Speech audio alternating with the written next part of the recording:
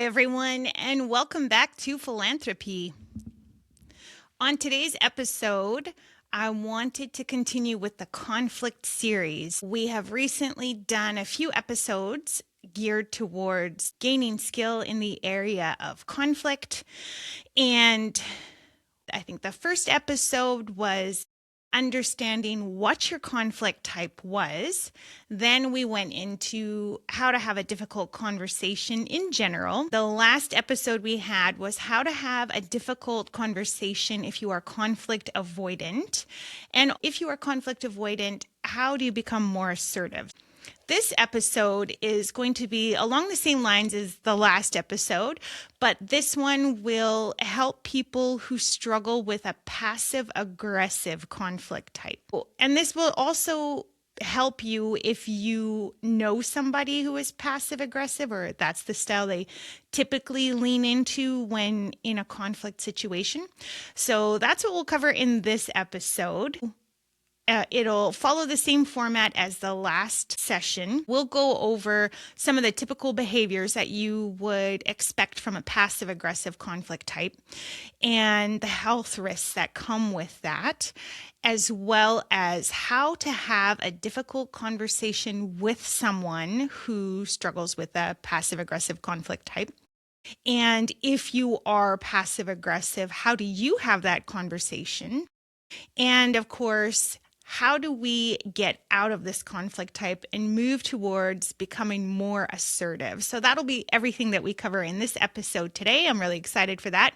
And also the next couple episodes in the conflict series will be devoted to the other two conflict types, the explosive conflict type, as well as confrontational aggressive. And that's why I wanted to do these episodes, because it's one thing to have a difficult conversation, but it's another thing when you're considering the styles that people default into, and that can always increase the drama in your situation when you're trying to navigate how do we sort through conflict.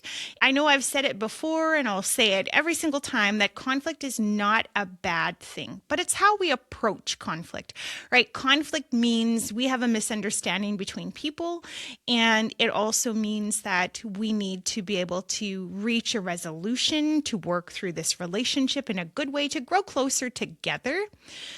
But sometimes that also means that this information that we receive through this conversation may mean that we have to part ways with that other party. But I believe the sooner you know that information, the better. So you're not toiling away at a relationship that will maybe go nowhere for you mentally and emotionally and spiritually. So it's important to have that information as early as possible. And so I'm a big fan of let's sit down and have those tough conversations. But how do we do that with love and grace and compassion? So, unpacking how to have a difficult conversation with a passive aggressive conflict type. And I want to also have a quick note here to say that while we typically lean into one conflict type as our default, before we do any kind of training or any kind of work, that doesn't mean that people don't express their conflict a little bit differently at different times and with different people. So somebody who maybe, let's say, is typically passive aggressive with somebody else, depending on the relationship and depending on the power dynamics, they may be a little bit more explosive with that person. They may be a little bit more confrontational aggressive with that person. So even though we're unpacking how to have this conversation with somebody who uses this conflict type a majority of the time, it doesn't mean that you won't see these behaviors creep up in somebody that you identify them as mostly conflict avoidant, and suddenly you see some sarcasm, and that would be passive aggressive behavior. So it's not exclusive that one person always uses this conflict type 100% of the time. People dabble, people are complicated and a little bit complex, but it is good to understand and recognize the behaviors, because then it helps you to understand how to respond, and how do you respond in a good way, and responding rather than reacting, right? That's the key focus, because when we react, that's when we go into, and I always say it because I'm a yogi, we go into our animal brain, our animal nature, and that's kind of a default to protect us. But we want to respond intelligently. We want to respond without just going into our automatic defense mode. We want to be able to navigate this situation from an intelligent standpoint where we're not reactive, but we're choosing and selecting our responses. We want to be able to choose our behaviors and not just default into behaviors. I think that's the key difference with all of this kind of education. So some typical behaviors that we would expect from a passive-aggressive person or passive-aggressive default conflict type, because of course I know that having these different categories can make us feel like we're labeling people. We're not labeling people. We want to label behaviors, and we want to also give people room to move out of those behaviors into an assertive type. So this is their default conflict type, but that doesn't mean they're stuck there forever. People are fluid. We can move, we can change.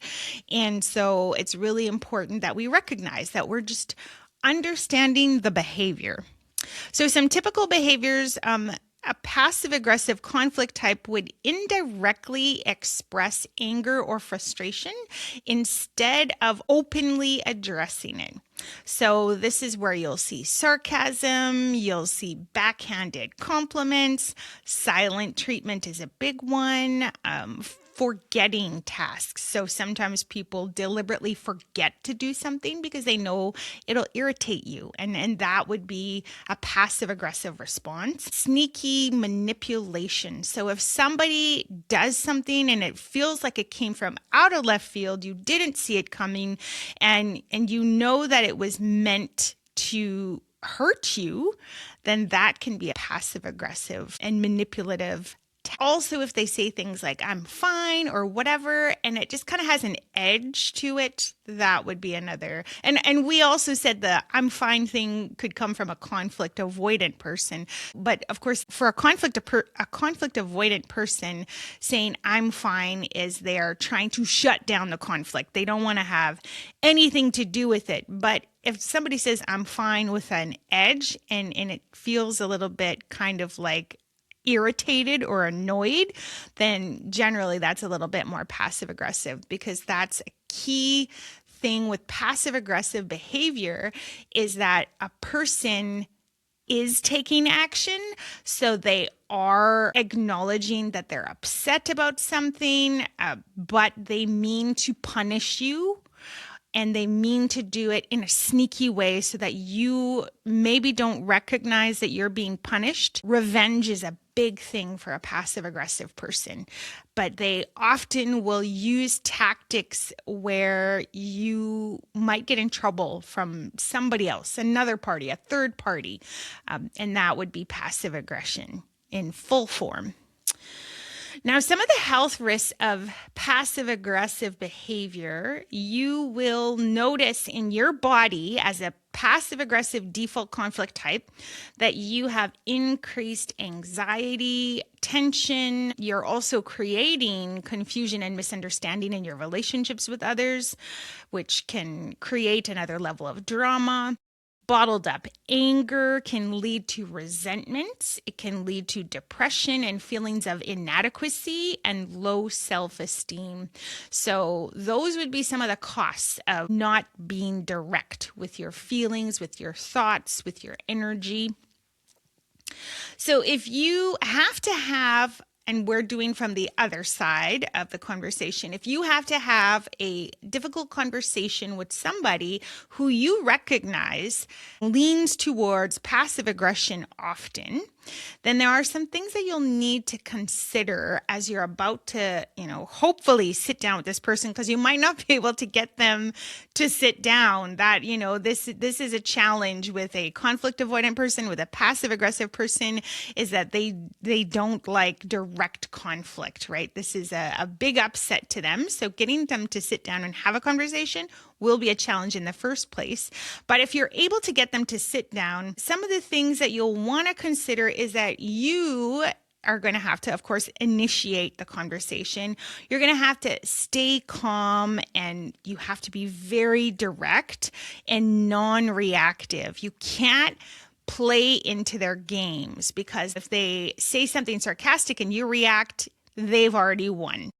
If they treat you with silence and you react to that, then again, they've won. You're playing their game. So you have to be very rooted and grounded in your, desire to have that conversation and to do it directly and calmly and patiently. You'll need a lot of patience in that situation. And so one thing that will really help you when you're struggling with somebody who is expressing passive aggressive behavior is to name the pattern that you're recognizing, or the behavior, and say it gently but clearly. So something like, I noticed that comment was pretty sarcastic. So can you be a little bit more clear or direct with me and express to me what it is that you're thinking or feeling? And by saying something like that, you're naming the behavior, but you're not attacking them. And that you want to make sure that they don't feel attacked, but they understand what they did was not helpful and not conducive for your relationship. So name it gently but clearly. Another thing is, again, like I said earlier, don't react to the jab. So as soon as you react to this behavior and you start putting up your defenses, then you're playing their game and you're not in control, and you're not pulling them out of that passive aggressive behavior, which is what you want. You want to draw them out of that behavior and enter a more direct space where it's respectful, where it's clear, and it's safe. They need to feel safe, of course, right? So you don't want to draw them out and then attack them, because of course that's going to make them climb up even harder, and you're going to be set 10 steps back. It's going to be even harder. So you have to make sure that they feel safe. Something that'll help in that situation is to stick to the facts. By not reacting to the behavior, but sticking to the facts, that's going to really help you address the content or the issue of why you're having that conversation in the first place. So if they're saying something like, for instance, I guess I'll just do it since nobody else cares, and you can feel the snideness in that comment, or a good response, instead of reacting to that sarcasm and getting annoyed also, is to say something like, if you're feeling unsupported, let's talk about it. What do you need? How can I help? How can we work on this together? And how can we come up with a plan? If you address the issue, then you're more likely to have success with this person. And it's also important to set boundaries around the communication. So maybe you've identified the passive aggressive behavior that they were using, and you want to encourage the open and direct communication. So something that you could say would be, I want us to be open with each other instead of hinting or guessing. So you're clearly labeling the behaviors that are not helping you to both communicate, but you're not attacking them. You're not saying, you're always hinting, you're always guessing. And then, of course, they're going to clam up, right? So you're stating the desire to communicate openly, but you're also putting boundaries around that. You're not allowing for the hinting. You're not allowing for the guesswork. So it's real important that you're identifying the things that will help you to move towards healthy communication, as opposed to what you've been currently experiencing. Another thing, again, of course, and I say this, I'm going to say probably every conflict episode, is to stick to the I statements, right? So this is where we're naming how we're feeling, identifying our needs, making requests, and we're not putting that pressure on them by using you statements. You always do this. You never do that. You. If somebody says you're going to immediately want to protect yourself. And that's a natural reaction, of course. We don't want to put them on the defensive. We want to draw them into this conversation. So try and keep it civil, keep it calm, use your I statements. Another thing too is, again, part of the not falling prey to their games is to not overfunction. And maybe you've been doing that for a while with your passive aggressive person. Maybe they've been giving you the silent treatment and you've been just tiptoeing around on eggshells. Maybe they've made sarcastic comments and you just roll your eyes and you don't address it. Or in the silent treatment, you're trying to figure out by guessing what they're doing. So you're going to stop doing that, right? Overfunctioning means you're often trying to read their minds or fix things without asking them why they're upset, without having that conversation. You're basically treating the symptoms, right? And you're not addressing the actual issue. So you want to always encourage them to talk directly without aggression, and also to help them to identify their needs and to express those needs in a safe environment. But if you don't give them that opportunity to express themselves in a healthy way, they never will. And so if you're going around removing all of the obstacles to, not tick them off so that they don't give you the silent treatment, you're not helping the issue at all, and you're not helping them to grow, right? We want them to be able to have a difficult conversation with us, to be able to address their needs and to do it in a safe way, because maybe they've never had that opportunity in their life. They've never tried. Nobody has ever asked them to do this behavior, and it's uncomfortable. Of course, difficult conversations are always uncomfortable, and I think that's the biggest key factor why people have default conflict types is because of the discomfort of these conversations, but also maybe they've witnessed a lot of conflict types that didn't help them. Sometimes it's the same conflict type. They've seen passive aggressive behavior, but whatever it is that draws them into that behavior, it's because they don't feel safe. They don't feel that they can express their needs in a safe environment, or maybe they've been told that it's not okay to express any kind of needs. And so they clam up, and then they're trying to find a way to meet their needs, but they're doing it kind of all over the place, sideways motion, sneaky behaviors. And of course, it's a lot more effective if they're direct and they're clear, and that allows the other parties, you, for instance, if you're listening because of somebody who's driving you a little bit crazy with their passive aggressive behavior, then, as soon as you start making it safe and better for them, and it's you're opening the lines of communication, then maybe you'll see them move out of that passive aggressive behavior and into a more assertive behavior, which is what we all want, right? So now on the other side of the conversation, let's say you want to have a difficult conversation. And of course, if you are not clear on how to have a difficult conversation, go back earlier in this series and you'll see how to have a difficult conversation. And then it'll take you through the framework of when do we even bother to have a conversation? How do we approach it? So you'll get some of the basics there if you're wondering the more mechanical pieces of how to have that difficult conversation. So let's say you are having a difficult conversation. Maybe somebody has encouraged you to be more direct. You recognize, maybe you've done the test on the earlier conflict series and passive aggressive behavior is kind of your default. How do we get through a difficult conversation? Maybe it's your boss and you can't escape this conversation. You got to have it. How do we do this in a way that's going to help us to feel a little bit more safe? Well, you might want to do a little bit of legwork. You might do this ahead of time. You might do this during the conversation. You might even do this afterwards. But what's really important is that you start to identify the feeling, whatever it is, because we're going to default into passive aggressive behavior when we don't feel safe for some reason, or we're upset for some reason. We need to understand what is the feeling. And that's where you go through your big Rolodex of feelings. Am I angry? Am I hurt? Am I jealous? what is the feeling that's going on that has triggered you?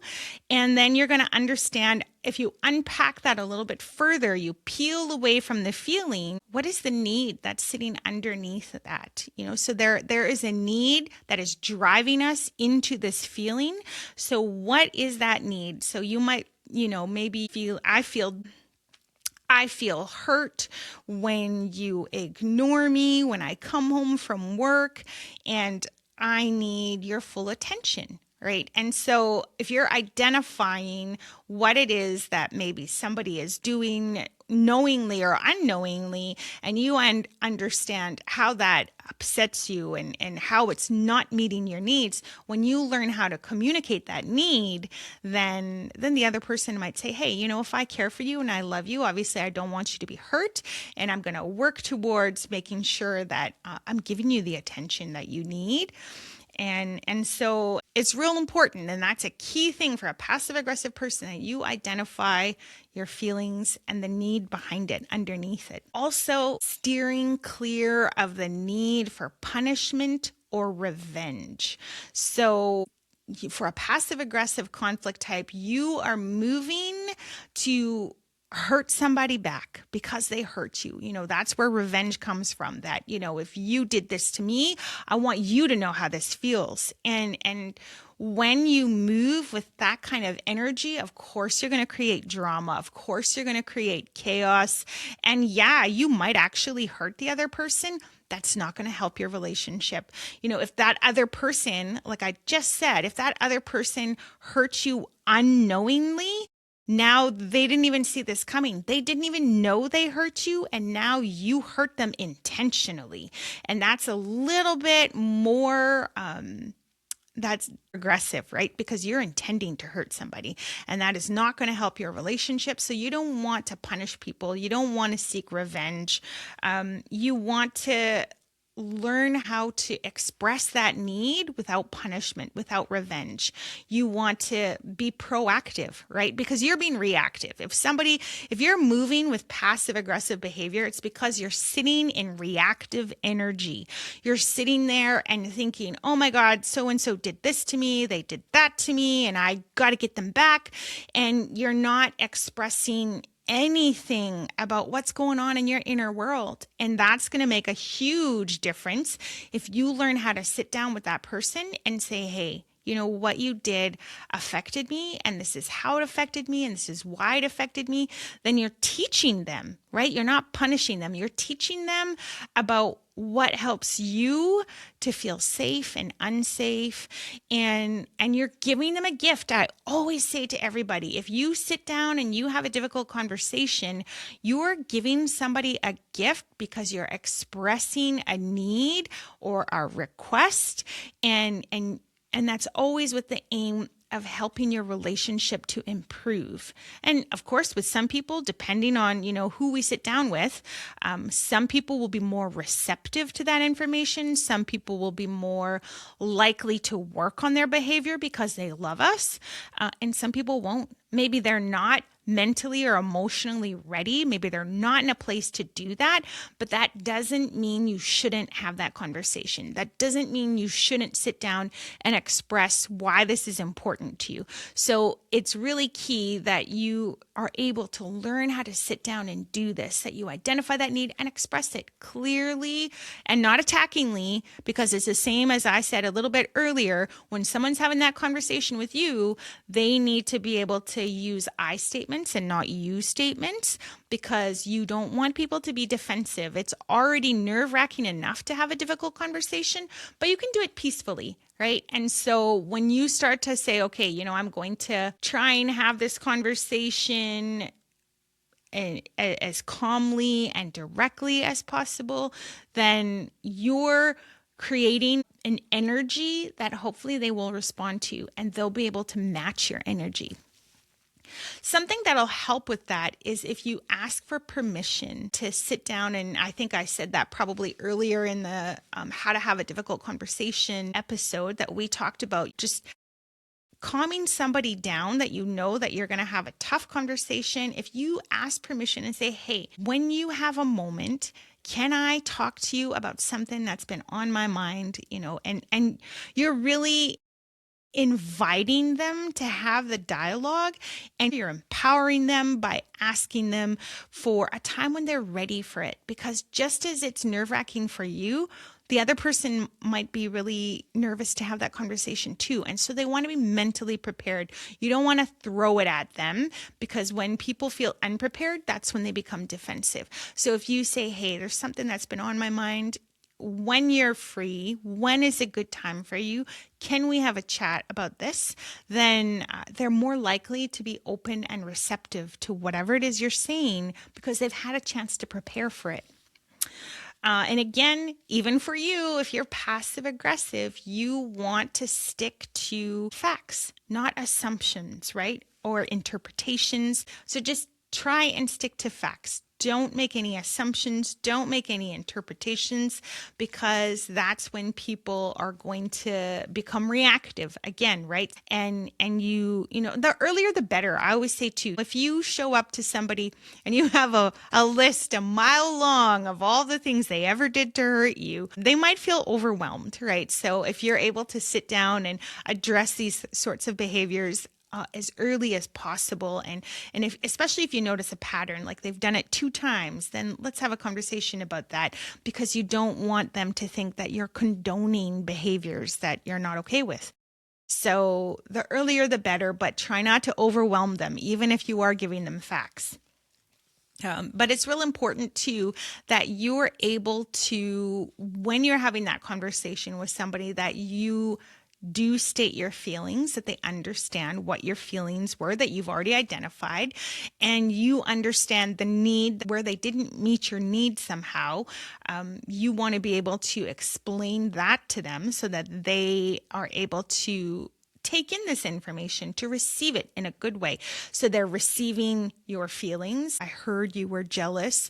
I heard you were hurt, and I understand what you needed in that moment. And now it's on them to decide if they can meet that need or not. But if you can't explain that to them clearly, then you're not going to see change, because again, you're making them move into an energy of where they now have to overfunction, what we talked about a little bit earlier. Now they have to guess. Now they have to try and figure it out. And that can be really frustrating, because they could guess wrong. Right? And then that's just going to irritate you further. So if you're just clear about it, then they understand. And that's the whole point of this conversation, is that we gain understanding. They gain an understanding about us, and we gain an understanding about them, that it's a reciprocal undertaking. Something else, of course, making that request. And we talked about that in the How to Have a Difficult Conversation episode, that one of the key things is to learn how to express your feeling, right? And understand your need underneath it. And now what is the request you have for them? And when you're making a request with somebody, you want to make sure that it is a specific request, not a general one. So very specific and very reasonable. You can't ask for the whole world in this one request that you're making. And it has to be about the future. So something that they can do in the future, because obviously they can't change the past. What happened, and let's acknowledge it. Maybe it really sucked. Maybe their behavior really fell short of your standards or what helps you to feel safe. But nevertheless, we want to give them information for something that they could do that will make it better, so that we're not having to have a difficult conversation every single time, that they understand. For instance, that earlier example that we used, when you come home, I would really love, even if we just did a real quick hug and, or how are you? I love you. I missed you. Something like that. When you walk in the door, I need to feel that sense of connection. Can we just connect for a moment before we go into whatever transpired during the day? I'm really needing that connection. So next time when you come home, please just stop and let's do a hug or a kiss on the cheek or something that helps me to know that you love me and I love you, that we've taken that moment. So something like that, you're making a very specific request to them. You're making it reasonable. Like I didn't say, when you come home, I need you to clean the entire house and I need you to get my supper ready and I need you to have all the laundry folded and then I need you to come and tell me you love me. Like that's obviously not reasonable. And you don't want to turn them into your slave. And so let's make it reasonable and it's in the future, right? Like going forward, can we try this instead of what we've been doing, which hasn't been meeting either of our needs, and we end up fighting about it? And something else that's going to help you is if you regulate your body. And I know we've done that on quite a few episodes, different things that are going to help you to feel calmer and grounded in your body. You can do any kind of grounding exercises. You can do breathing techniques. You can, bring in those little mini comforts that help you to feel better. Have a cup of tea, play soothing music. If it helps you to have a clean house before you have that conversation, and that's a good way to actually dispel some of that nervous energy, is to tidy up, and maybe that helps you to feel calmer and grounded, then go on a cleaning spree before you have this conversation, because that'll help you when you sit there and you'll feel calmer and more collected. Whatever it is that's going to help you to regulate your body in that conversation, try those things. That will make a big difference to how the conversation is going to go. But do remember that it is very normal to experience discomfort in those moments, and we don't want to avoid them. We don't want to numb them out by getting drunk or getting high or tuning them out. Sometimes we have to feel a little bit uncomfortable. Sometimes it's not pleasant to have those conversations and to talk about things that matter to you, things that are uncomfortable. Maybe it's a conversation about your finances with your partner. Maybe it's a conversation about your sex life. Maybe it's a conversation about something that happened in your past in your family and it's not comfortable. We can't run away from those feelings all of the time, and recognizing that the other person might be a little bit uncomfortable too, but in order to get to the other side, in order to get to healing and to get to a relationship that is in a state of repair, sometimes we have to navigate those uncomfortable feelings and a little bit of discomfort. And that's not anything to avoid, right? That's something that we want to be okay with. So you're going to have to be okay with it, and they are too. It's not going to be fun, but it'll make your relationship better. And then, of course, going forward, we've had the conversation. Maybe we're making a plan together with the other party. You have to be able to accept that outcome without punishing them, because again, you might walk away and feel dissatisfied with what the result was of that conversation. And your natural energy as a passive aggressive conflict type is to strike back. And we want to move away from that kind of behavior, right? So whatever the outcome is, we're going to work towards accepting it and not seeking revenge. That's really important, especially if you want to move towards an assertive conflict type. And I think that's a key thing for all conflict types, is that we can't control others. We can't make them do what we want them to do. And sometimes people will. They love us so much that they'll want to try and bring happiness to us and meet our needs as often as possible. But nobody is ever going to do every single thing we want them to do perfectly and happily, right? And we have to be okay with that, and we have to understand that we're learning how to move into an assertive conflict type, not to control people, not to manipulate them, but for our own peace and our own harmony. And so moving from a passive aggressive conflict type to an assertive one is going to reduce a lot of chaos and drama and confusion in our relationships, but it's also going to help us to move with an energy where we're going to be able to confidently express our needs and understand that it's okay, that it's fine. You're allowed to have needs. When we're moving towards becoming assertive, one of the key things for you is to recognize expressing our needs is okay. That it's okay to have needs, and it's okay for others to know what those needs are. And if they meet them, wonderful. If they don't, that's information you needed. And you're going to pull yourself out of the drama of torturing people who are not meeting your needs. You can take that energy and use it constructively towards something else in the world. And you're going to say, okay, maybe this relationship is not what I needed. It's not what is going to benefit me.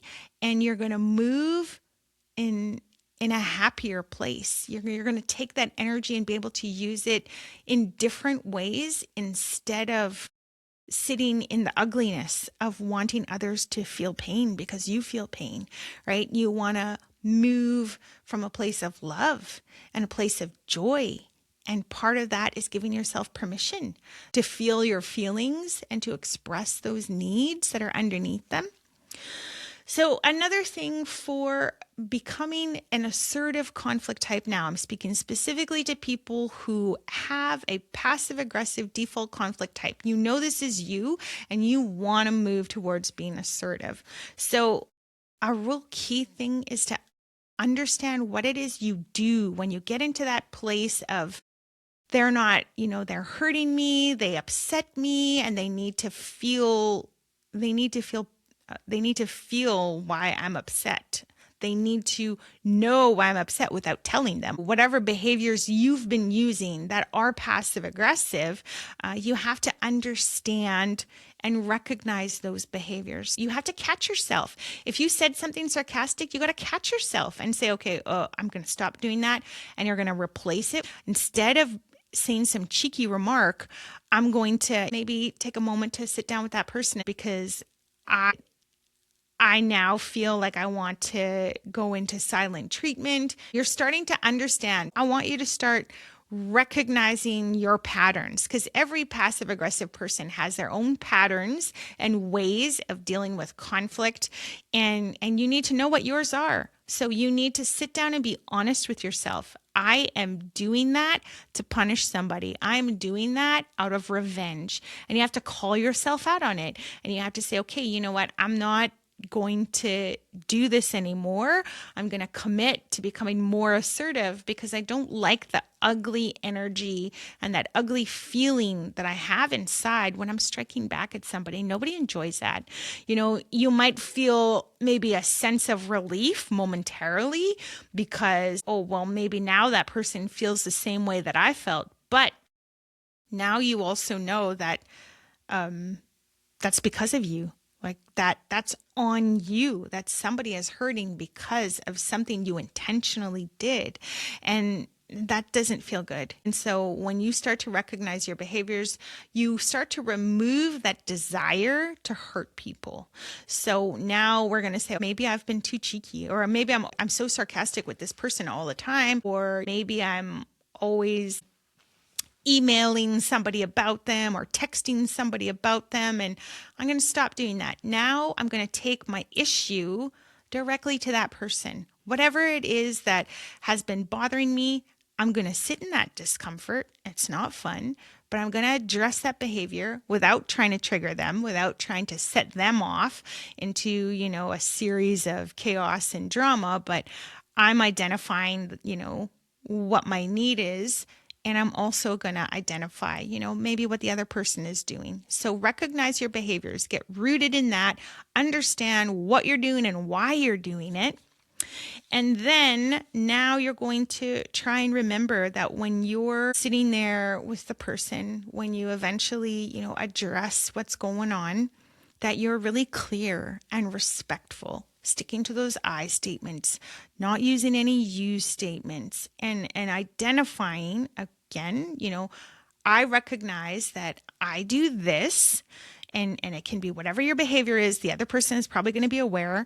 And then it's because I'm feeling this, whatever your feeling is, and it's because this is what I need, right? And so when you follow that sequence, people are going to understand where you're coming from. When you start to identify your behavior and you share that with them, then that's going to help them to understand, oh, okay, because maybe you slipped up. Maybe you've been committing to trying to not say sarcastic things, but maybe you just did it.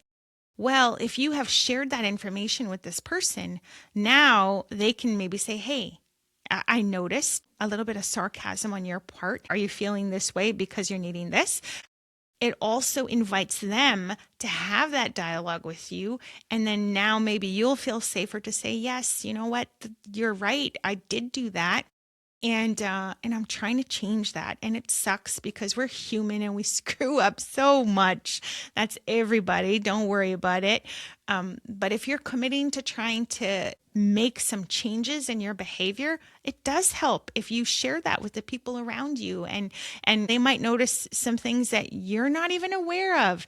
And it really hurts sometimes to hear that we're not perfect and we're not doing everything that's super amazing and everybody loves it. We're hearing our shortcomings, where we're falling short sometimes, and that really sucks. But sometimes it's really good feedback. And if other people have noticed it and we're completely oblivious to it, it can be a gift. If they say it, then we can start catching it too. And we can start to notice, oh, this is not a really cool behavior and I need to sit down with it. And maybe it's time to do some work in that area. Something else, and so of course I did mention that earlier, but you want to make sure and remember that you're allowed to have needs. You're allowed to express those needs. And I really want that, if anything, that this is the thing that hits you through this whole episode, that this is a really key statement, that it is okay for you to have needs and to express those needs. And you have a right to do that. Maybe you haven't been modeled safety and able to express those needs, but I want you to give yourself permission to say, I'm going to take my power back and I'm going to start expressing those needs, and I'm going to share that information with other people.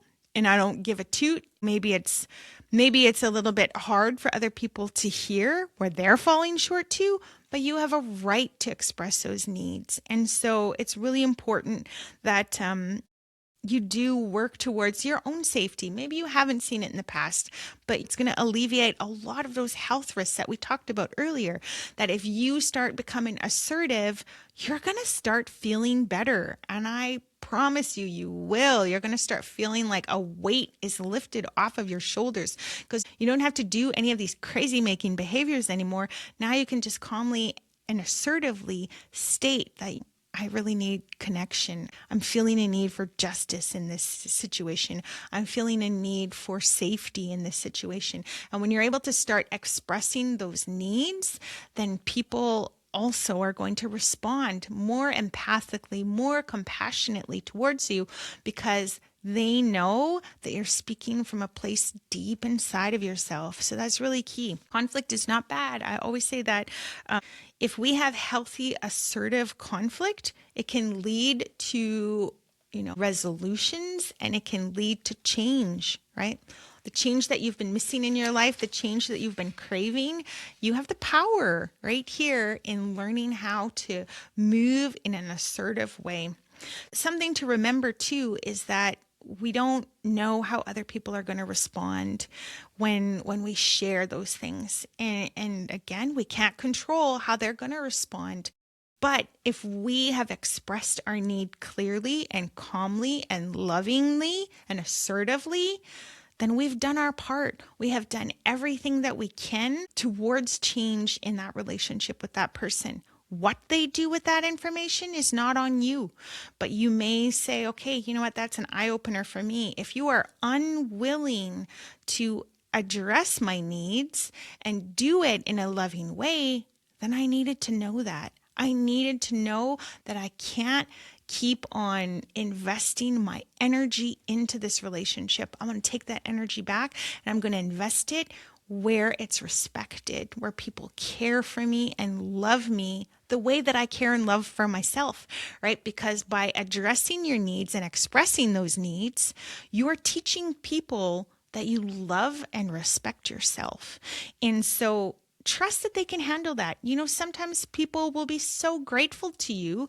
And by you modeling this, they're going to learn that it's okay for them to do that too. It's okay for them to express their needs too.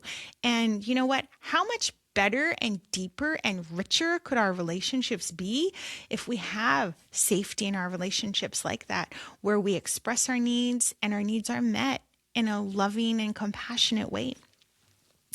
Some things that will help you to move towards being assertive is, like, for instance, having a journal, identifying when you fall into those passive aggressive behaviors.